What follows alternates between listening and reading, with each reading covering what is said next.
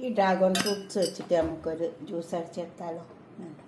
നല്ലൊരു ഫ്രൂട്ട്സാണിത്. ഈ കളറ് കിട്ടൂല എപ്പോഴും, ചില സമയത്ത് വൈറ്റ് കളറാണ് കിട്ടുക.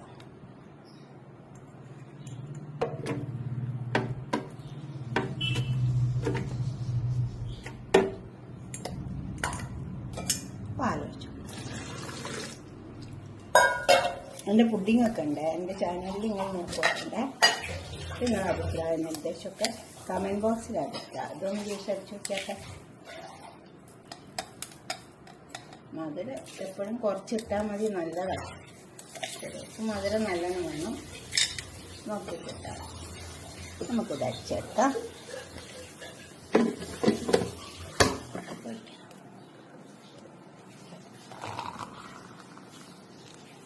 ഇതുപോലെ ഒന്ന് അടിച്ചു നോക്കിയാൽ.